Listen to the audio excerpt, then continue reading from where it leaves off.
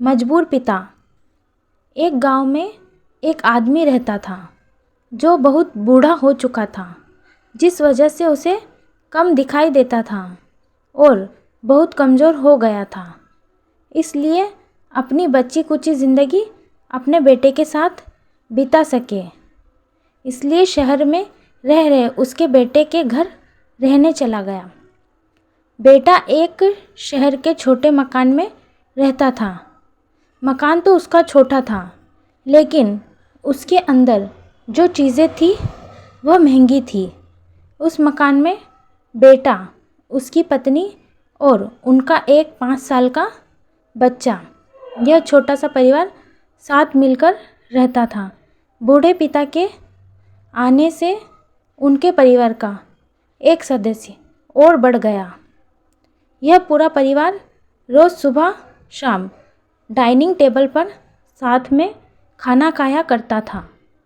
बूढ़ा पिता अपनी कमज़ोरी के चलते हमेशा खाने की चीज़ें नीचे गिराता रहता और कई बार कांच के बर्तन भी टूट जाया करते थे। कुछ दिनों तक तो बहू और बेटे ने यह सब सहन किया, लेकिन बाद में वे दोनों बूढ़े की ऐसी हरकतों से चिढ़ने लगे।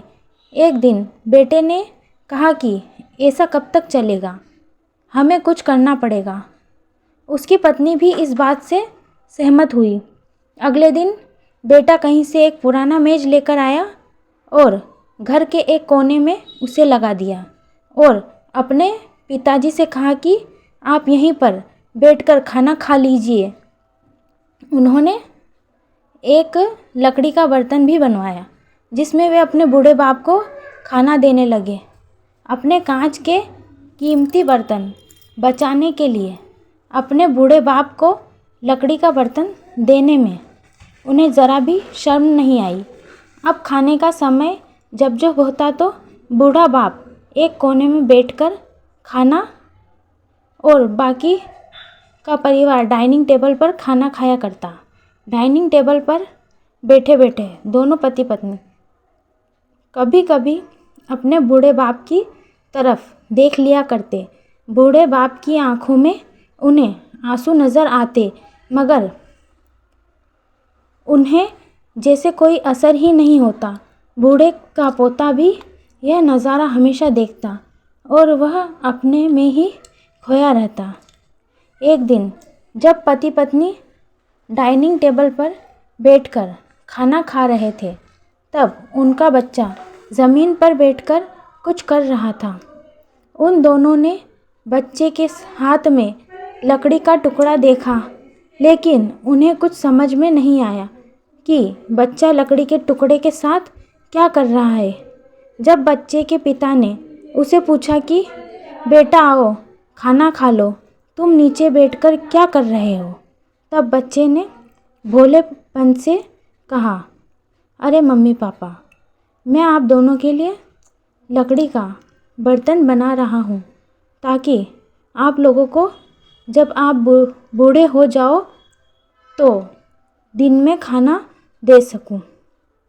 अपने नादान बेटे द्वारा दी गई यह सहज बात दोनों के दिल में तीर की तरह उतर गई।